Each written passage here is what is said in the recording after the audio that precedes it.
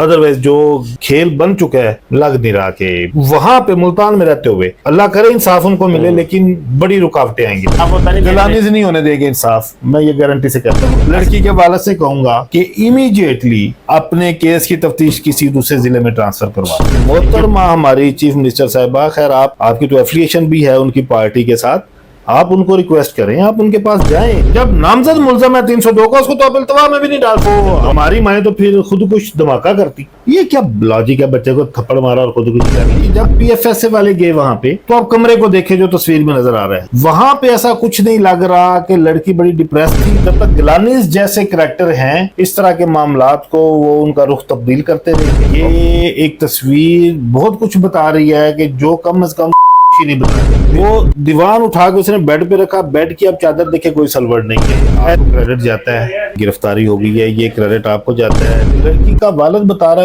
है उन इंजरीज का जिक्र नहीं है, तो बहुत ज्यादा अप्रीहेंशन है कि मे बी पोस्टमार्टम रिपोर्ट भी मैरिड हो। बिलीव कीजिएगा पाकिस्तान में कुछ भी मुश्किल नहीं है। व्यूअर्स, वीडियो पर आने से पहले हमारे चैनल को सब्सक्राइब कर दें, लाइक कर दें और बेल आइकन के बटन को दबाना मत भूलिएगा। बिस्मिल्लाहिर्रहमानिर्रहीम। अपने प्रोग्राम क्राइम सीन के साथ मैं हूं आपका होस्ट सनादिल। सोशल मीडिया पर एक फोटो वायरल होती है कि एक लड़की ने फंदे के साथ लटककर अपनी जान गंवा दी। जान क्यों गंवाई, कैसे गंवाई, इस हवाले से हम बात करते हैं सीनियर कानूनदान अली हसन जाफरी साहब से, जो इससे पहले दुआ ज़हरा केस के भी वकील रहे हैं। अस्सलाम वालेकुम जाफरी साहब। जाफरी साहब, एक सोशल मीडिया पर एक फोटो वायरल होती है जिसके बारे में कहा जाता है कि ये लड़की खुद ही ऊपर गई है और पंखे के साथ झूल गई है। आपने वो फोटो देखी है, क्या कहती है वो फोटो? देखिए जी, मैंने सोशल मीडिया पे जब वो फोटो वायरल हुई, मैंने उसी दिन ही वो फोटो देख के कहा था कि ये सुसाइड नहीं लग रही। जब प्रॉपर इन्वेस्टिगेशन होगी उसके बाद देखेंगे कि पुलिस क्या उसमें से रिजल्ट निकालती है, लेकिन हम उसके ऊपर तज्जिया करेंगे जो चीज नजर आ रही है। देखें,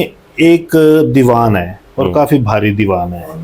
जब लड़की ने की सपोज, तब वो अकेली होगी यकीनन, डेफिनेटली। उसने वो दीवान उठा के बेड के ऊपर रखा, जबकि वो दीवान दो बंदे बड़ी मुश्किल से उठाते हैं। आप तो खैर उनके घर से भी होके आए हैं। वो दीवान उठा के उसने बेड पे रखा, बेड की अब चादर देखे कोई सलवट नहीं है। ऐसा नहीं लग रहा कि यहाँ पे कोई उसने खींचा होगा दीवान को या उसने बड़ी मुश्किल से रखा होगा। फिर उसमें जो दूसरी चीज है, पंखे में दुपट्टा डाला और दुपट्टा गले में डाला। अब क्या होता है, रस्सी हो, मेडिकली भी देखें, बड़ा कॉमन सी ये चीज है कि रस्सी बारीक है। जब रस्सी से आप फंदा लेते हैं तो वो आपकी जो ये है गले में जो नालियां हैं वो दब जाती है, आपकी सांस की नाली दब जाती है।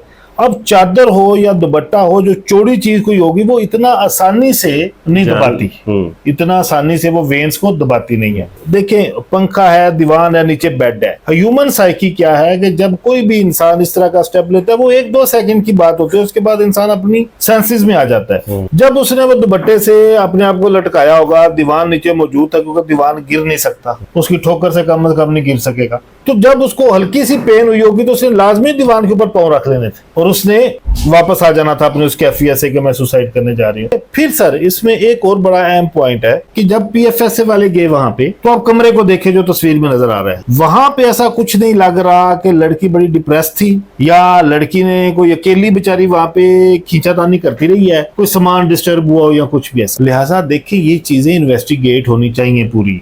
ये एक तस्वीर बहुत कुछ बता रही है कि जो कम अज कम नहीं बता रही। फिर वहां पे जब पीएफएस वाले गए होंगे, पुलिस गई होगी, उन्होंने शुआत इकट्ठे किए होंगे, 1 मिनट में पता चल जाता है कि यहाँ पे क्या हुआ है। ये बहू इसी तरह मरती रहेंगी अनफॉर्चुनेट, कभी आग लगने से, कभी सिलेंडर फटने से, कभी फांसी पर लटकने से।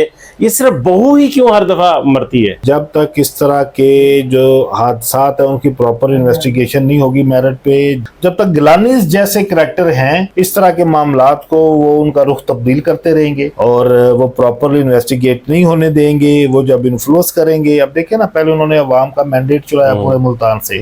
पूरे मुल्तान में वो एक गिलानी हाउस है जो कि असल हकदार है अवाम की नुमाइंदगी करने का। इतने बड़े शहर के, अब बाकी कोई नहीं है। नजर तो यही आ रहा है ना कि एक ही घर में 6-7 सीटें। फिर उसके बाद जिस तरह से उन्होंने मुल्जमान को उठवाया थाने से, 302 का मैटर हो, बाय नेम मुल्जमान हो, विदाउट एनी जुडिशियल ऑर्डर, या अपनी तफ्तीश मुकम्मल होने के बाद रिमांड ले आइयो तफ्तीश करे, शवाहिद इकट्ठे करे, अगर कोई बेकसूर उसको लग रहा है तो उसको मुकदमे में बेकसूर गर्दाने, इस के ऊपर भी इंक्वायरी होनी चाहिए ना। अगर कंप्लेनेंट की ये ग्रीवियंस है, अगर जो बेचारे मजलूम खानदान है उनकी ये ग्रीवियंस है, उनकी बेटी गई है, तो मोहतरमा हमारी चीफ मिनिस्टर साहिबा, खैर आपकी तो एफिलिएशन भी है उनकी पार्टी के साथ, आप उनको रिक्वेस्ट करें, आप उनके पास जाएं, या आप हुकूमत की सीरियसनेस का लेवल यहीं से देख लें कि उन्हें वो अपने 150-200 बंदों में से एक हिना परवेज भट्ट मिली है भेजने के लिए। नहीं, वो विमेन प्रोटेक्शन बिल की चेयरपर्सन गिलानीज जो है वो मेन हमायती हैं इनके, और गिलानीज पीपल्स पार्टी में सेकंड नंबर, अगर मैं कहूँ उनका लीडरशिप में तो गलत नहीं होगा पंजाब को लेके, तो इन्फ्लुएंस है। उन्होंने कहा होगा कि जनाब इसके ऊपर मेहरबानी फरमाएं कि मरियम नवाज साहिबा की नजरियाती इख्तलाफ अपनी जगह पे, लेकिन एक बात की तारीफ है कि उन्होंने कम से कम 1-2 इश्यूज ऐसे हुए हैं, जिस तरह आयशा जहां वाला था कि उन्होंने फौरी नोटिस लिया और उसके ऊपर उन्होंने एक्शन लिया। अब यहाँ पे मैं मुतालबा कर रहा हूँ कि इस मामले को फौरी तौर के ऊपर, नोटिस उन्होंने ऑलरेडी लिया हुआ है, फौरी तौर के ऊपर आरपीओ को बुलाएं, वहाँ पे जो मुतलका एसपी है, एसएचओ है, इन्वेस्टिगेशन वाले लोग उनको बुलाएं और उनसे पूछें, जिस तरह एक वो सब इंस्पेक्टर को बुला के अपने एमपीए के ऊपर इन्होंने चढ़ाई की थी, उससे पूछेंगे किस गिलानी ने आपको फोन किया, क्या कहा है, आपने बंदे क्यों छोड़े हैं, किस तरह वो कह सकता है वो जस्टिस है, वो मैजिस्ट्रेट है, वो डीपीओ है, एक एमएनए एमपी, आप अवाम के वोट लेके आते हो, अवाम के नौकर हो आप, क्योंकि उसने वो हकायक तो सामने लेके आओ। कत्ल को आप खुदकुशी बना रहे हो मान लेते हैं, लेकिन के हकायक तो लाओ। अभी प्रेस कॉन्फ्रेंस की है मुलजम ने और अपनी गिरफ्तारी भी दी है। उसका कहना था कि जो उसकी बीवी थी, साहबा अहलिया थी, उसने की है, मेरे बच्चे को थप्पड़ मारा, थप्पड़ मारने के बाद ये सारा वाकया हुआ। आपको क्रेडिट जाता है, गिरफ्तारी हो गई है, ये क्रेडिट आपको जाता है, लेकिन अब मेरी बात सुने, अगर माँ बच्चे को थप्पड़ मार के खुदकुशी कर रही है तो जितनी फैंटी हमारी लगी हुई है अपनी माओ से, चप्पलों से, झाड़ुओं से, ठीक है, तो हमारी माएँ तो फिर खुदकुश धमाका करती। ये क्या लॉजिक है, बच्चे को थप्पड़ मारा और खुदकुशी कर ली? हाँ ये होगा, ये साइको इंसान होगा, बच्चे को उसे थप्पड़ मारा होगा, इसने कहा तेरी ऐसी थी तैसी, इसने उसको मार दिया।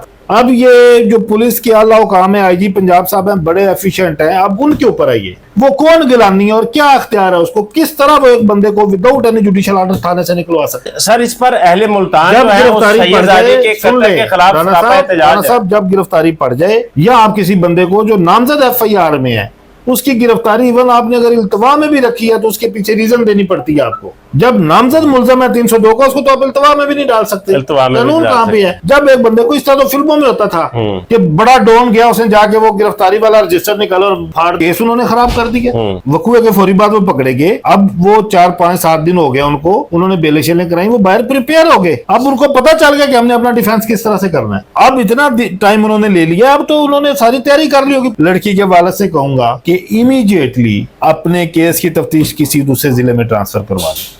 वहां पर आप इंसाफ होता नहीं, गिलानीज नहीं होने देंगे इंसाफ, मैं ये गारंटी से कहता हूँ। अच्छा सर, पोस्टमार्टम जो रिपोर्ट है उस सैयदजादी की आई है, उसमें क्या है? अच्छा, उसमें जो इंजरीज लड़की का वालिद बता रहा है उन इंजरीज का जिक्र नहीं है, तो बहुत ज्यादा एप्रीहेंशन है कि मे बी पोस्टमार्टम रिपोर्ट भी मैनिड हो। बिलीव कीजिएगा पाकिस्तान में कुछ भी मुश्किल नहीं, उम्मीद है अल्लाह के घर, और मैं कम से कम मरियम नवाज साहिबा से तवक्को करता हूँ कि वो इस फैमिली को इंसाफ देंगे। खातून है ना जी, और खातून के लिए बड़े जज्बात रखती हैं, उनको अपने बाप के दर्दों का भी बड़ा पता है, और वो असद शाह को भी एक बाप समझे और अपने आप को रखे उस लड़की की जगह पे। मेरी बात हुई मकतूला सानिया ज़ोहरा की खाला से, जिसने उसको गुस्ल भी दिया और उसने कुछ ऐसी तस्वीर भी दिखाई जो कि मैं ऑनर नहीं कर सकता, वो जाती सी है, पर्सनल सी है। तो उसमें दिखाया कि 19 जख्मों के निशान थे, जबान कटी हुई थी, जबड़ा टूटा हुआ था, पैर की उंगलियां टूटी हुई थी, जिस्म पे जगह जगह पे निशान थे, पसली ब्रेक हुई थी।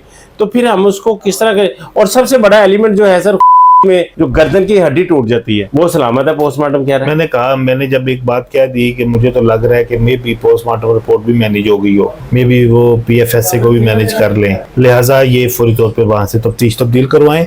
अदरवाइज जो खेल बन चुका है, लग नहीं रहा कि वहां पे मुल्तान में रहते हुए, अल्लाह करे इंसाफ उनको मिले, लेकिन बड़ी रुकावटें आएंगी रस्ते। जी नाज़रीन, हसन जाफरी साहब का कहना था सैयदजादी सानिया ज़ोहरा का जो कत्ल है ये रायगा जाएगा, अगर वो दूसरे जिला में तफ्तीश उसकी तब्दील करवा लेते हैं तो कोई उम्मीद है कि सानिया को इंसाफ मिल सके। सानिया ज़ोहरा के लिए अहले मुल्तान सरापा एहतजाज है, पूरे मुल्तान में एहतजाज किया गया। इनका कहना था कि मरियम नवाज को भी इस केस में एक्टिव होना चाहिए, वो एक खातून है और खातून के साथ ज्यादती हुई है, खाली हिना परवेज भट्ट को भेज देना, हिना परवेज भट्ट वहां कत्ल कहती हैं और घर वापस लाहौर आकर उसको करार दे देती है। यहाँ पे हुकूमत पंजाब, हुकूमत वक़्त की भी ये जिम्मेदारी है किसी सियासी वाबस्तगी के से हटकर सानिया ज़ोहरा को इंसाफ दिलाएं ताकि आम आदमी का भी इंसाफ पर यकीन हो सके।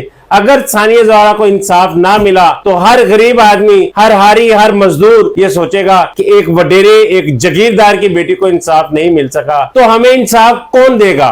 आगे देखते हैं मजीद जो है तफ्तीश में, इन्वेस्टिगेशन में क्या हकायक सामने आते हैं, अदालत क्या फैसला सुनाती है।